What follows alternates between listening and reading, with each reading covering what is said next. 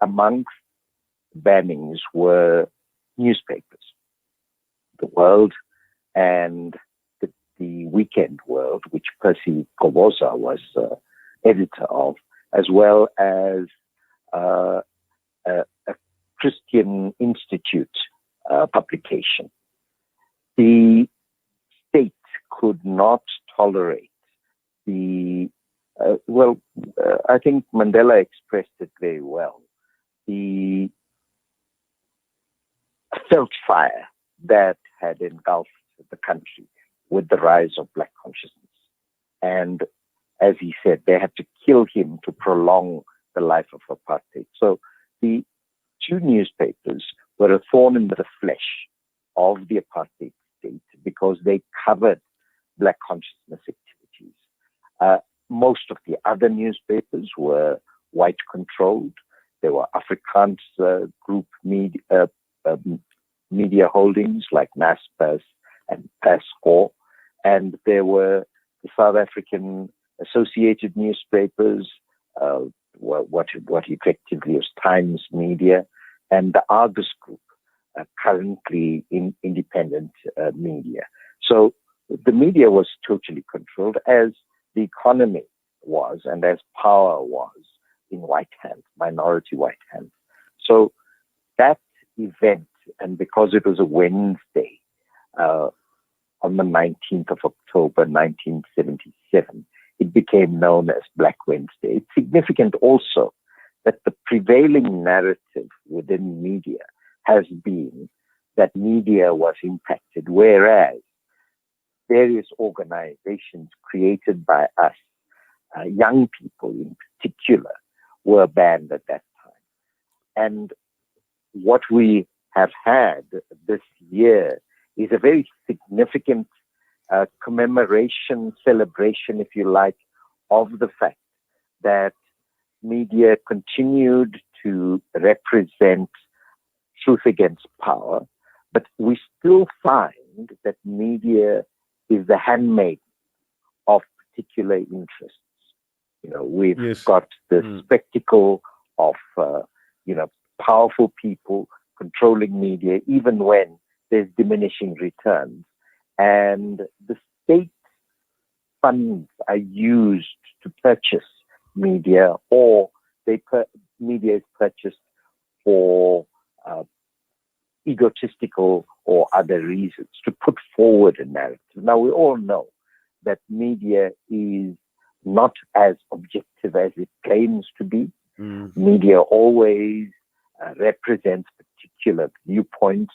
There's very little that's seriously neutral, as it were, because we all adopt particular ideological positions.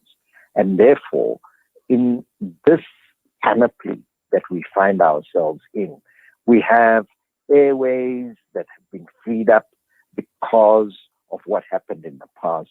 We have more media voices, and in particular, we have social media that turned the tables on conventional media.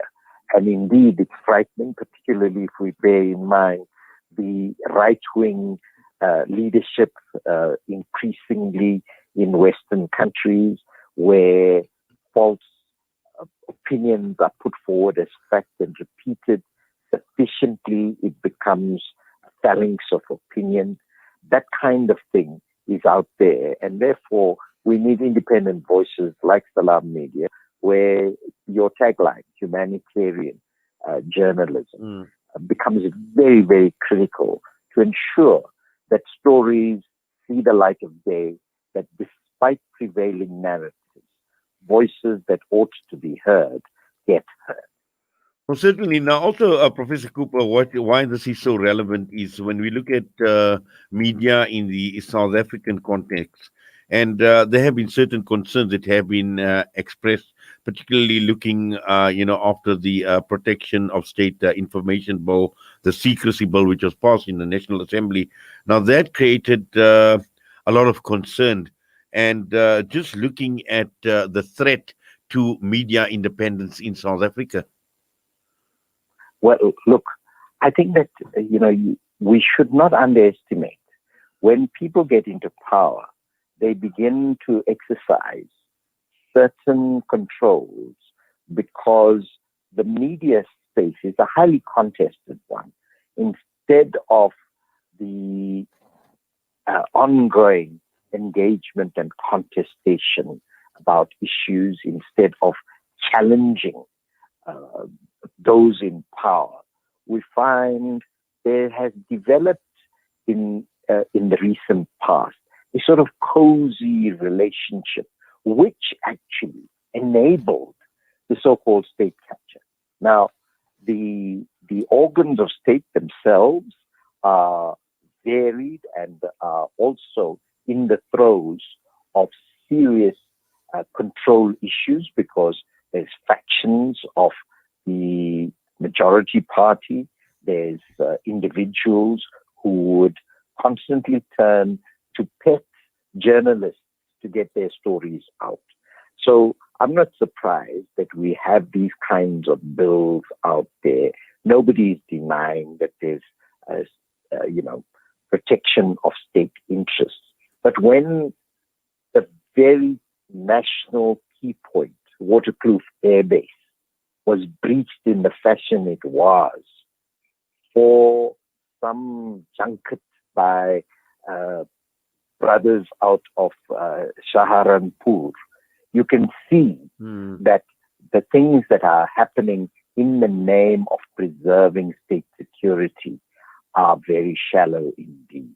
We ought to have a real opening of information in this country, which we don't have because the outlets put forward particular viewpoints. You can just read their narrative to realize what the position underlying their approach is. And very few adopt an approach of let the truth come forward. Some truth will come forward, but it's not all the truth. And the issue of looking at different sides of that same story does not seem to be there. And indeed, our training schools are also to blame because of the caliber of journalism that has become plainly mediocre, part of the education system in this country where our education has been dumbed down. So generally, the quest for excellence is just simply not prevalent. We don't see it out there. Well, Professor Cooper, I must say it's been an absolute pleasure having you with us this morning, talking about this all-important subject of Black Wednesday and particularly looking at media freedoms.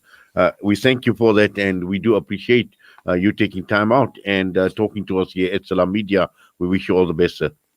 Thank you. Professor Seth Cooper this morning on South Africa's Media's Black Wednesday. We come back and we're going to be taking a look at the Global Hunger Strike campaign. And this is in support of the Palestinian hunger striker Maher al-Ahras. They say breakfast is the most important meal of the day.